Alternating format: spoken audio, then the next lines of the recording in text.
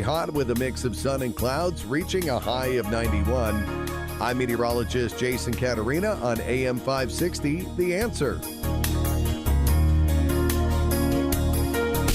Now, from the Signature Bank Studios.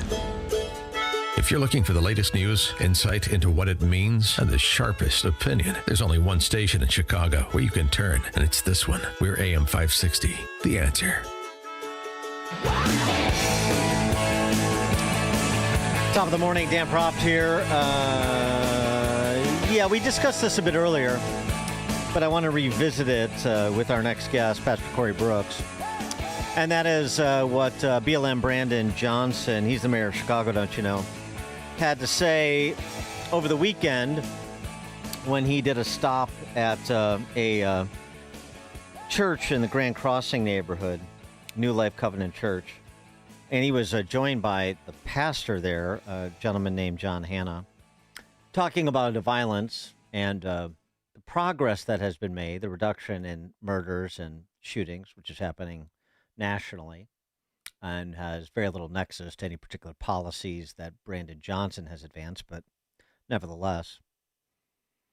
But talking about that progress against the backdrop, of course, of the regression, which was the mass shooting at that River North nightclub a couple weeks back. Here's what he had to say. When you are experiencing progress, the last thing you want is a setback. Now look, 4th of July, same thing with Memorial Day weekend. Both of those weekends were less violence than we saw in the previous year.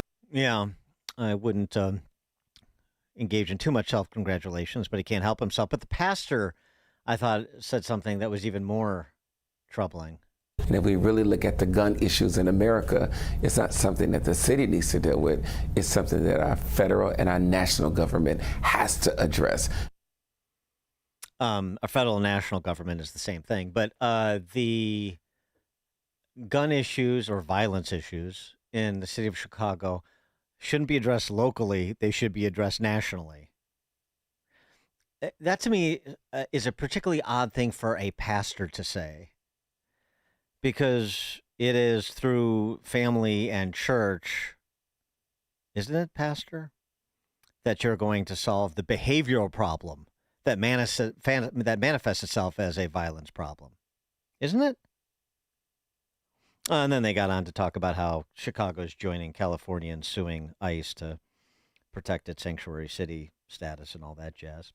For more on this, pleased to be joined by the aforesaid Pastor Corey Brooks, Senior Pastor of New Beginnings Church of Chicago, founder and the CEO of Project Hood. And once upon a time, he was the rooftop pastor.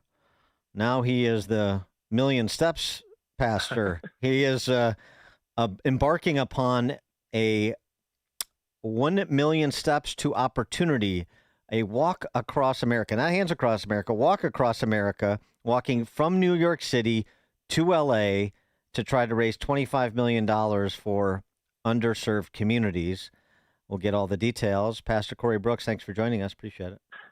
Hey, it's always a pleasure to be on. I thank you so much for having me on the show today. So what about, I don't know if you know Pastor John Hanna, but what about that statement? Boy, that it just shows you the government-centric mentality in all walks of life in Chicago. A pastor of a church is saying, nothing we can do here, the federal government has to do it. Yeah, that's unfortunate because that's totally different than what I believe. I believe that, government can legislate laws, but they can't change hearts. And that's what we need in the city of Chicago. We need better leadership and we need change of hearts. And it's the local church, it's non-for-profits, NGOs that help make those moves and help people transform their lives. I think, we're living in Chicago with some of the strictest gun laws in America, and yet we still see violence every single day. That's not because of the gun laws. That's because of people's hearts. That's because of people's mindsets. And so we want to have a better city and a better state as it relates to people shooting illegally and murdering people. Then we're going to have to roll up our sleeves. We're going to get involved in the lives of people and help them to transform their lives. And what do you say in terms of, or your assessment, I should say, of Brandon Johnson's 2 years in office now, in terms of the approach that he has taken to public safety or the city's interaction with people that are doing the on-the-ground work like yourself? Yeah, I think that, across the country, we're seeing a decrease in violent crimes. And so I don't think that what we're seeing in Chicago is a direct result of Brandon Johnson's leadership. We all know that his leadership is faulty. We all know that his leadership is failing us as a city. And so I think it has to do more so with people who are doing the groundwork, like Project Hood and other non-for-profits who are directly involved in the lives of individuals who can be shot or will do some shooting illegally. And I think those are the things that's changing the tide. And so it has nothing to do with the leadership of Brandon Johnson, that's for sure. All right, so tell me about this. You're going to walk 2,800 miles between New York and L.A., I think I did a little back of the envelope calculation. Maybe it takes you about 43 days to do that if you do it nonstop, Forrest Gump style. Yeah, I wish I could do it nonstop 43 days. Yeah, right. But I can't do it. So what is it? It's 3,000 miles. It's 12.5 miles every day, Monday through Friday, taking Saturdays and Sundays off for events and for worship. And so it will take me exactly 1 year. A year? Yeah, one whole year, walking Monday through Friday, going from New York all the way down the East Coast to Atlanta, and then crossing over and going south through the southern states. And so that's the route that we're taking, and 12.5 miles every day. So preferably we'll make it. Well, you're going to be in great shape. That's the good news. Absolutely, without a doubt. So first of all, like, just the logistics, how are you plotting this out? Like, do you have places to stay that are 13 miles apart each day, or how does that work? Yeah, so we're working on the logistics. We do have an RV and we have a Sprinter. When we can't find hotel stays, we'll just stay in the RV and the Sprinter. We have a team of people who are walking with us. We have a media team. We have a logistics team. We have a team of people to do the walk. And so we're just going to walk the 12.5. We have it all jotted out, and it'll be posted on our website, projecthood.org. It's there now. People can go and check it out, the Walk Across America, and it gives you the whole map. It gives you how you can participate, and if you want to join us along the walk, how you can do that as well. So there are a lot of people who have been signing up, and we're really excited about it. Are you putting like a GoPro on your head or something so that people can follow you virtually? Absolutely. We're going to be streaming the whole way. That way people know that we are actually walking. And, it is, we're trying to promote merit and family and faith and give hope in the American dream again across America. But we're also trying to raise the money that we need to continue to do the things that we need to do. We're going to finish building our center, and we want it to be debt free. We're in the process of, we want to start a school, private school for boys who are having some serious struggles in Chicago public schools.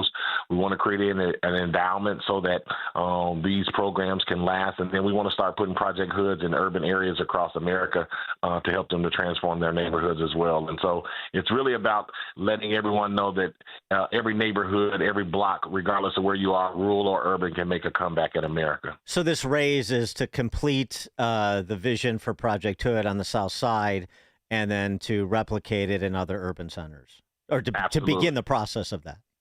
To begin the process of that. We don't rely on government funds, and so we have to be creative on how we go about trying to raise funds and how we get eyes on our project. And so this is just another way that we're trying to raise the money, that we're trying to get eyes on our project, and we're trying to put the work in. We're not asking anyone we're not asking the government for a handout, and we're not expecting any entitlements.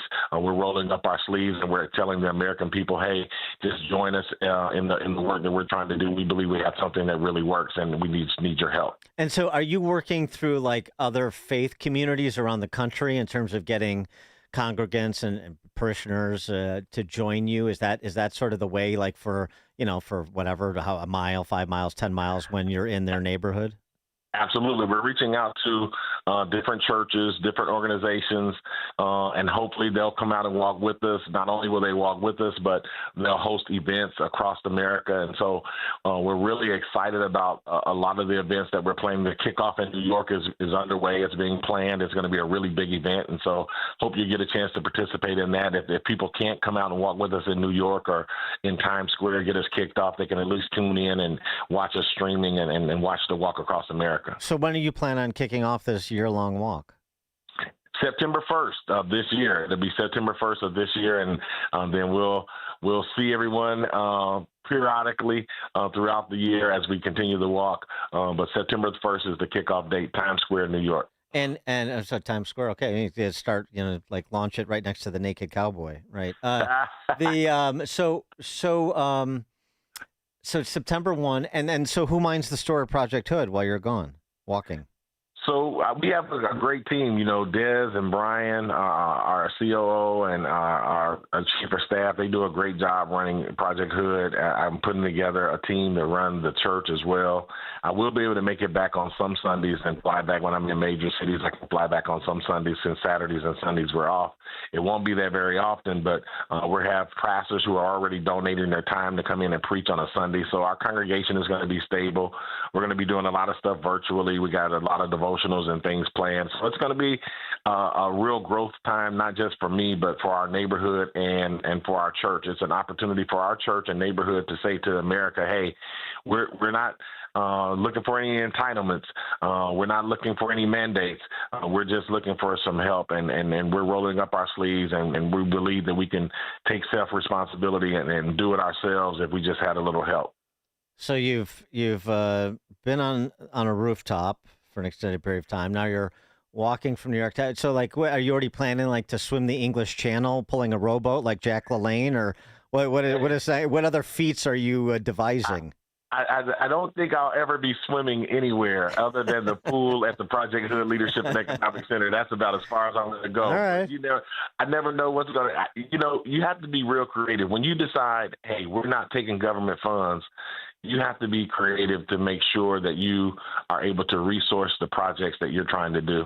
And so it's just about me being creative. And if anybody has ideas, I'm willing to try them, because I really don't want to have entitlements and pork money from the government. I really want us to be an organization and a community that does not have to depend on people like the government to carry us. We want to do it ourselves. We just need the American people to see that we're trying to do and come alongside and assist us.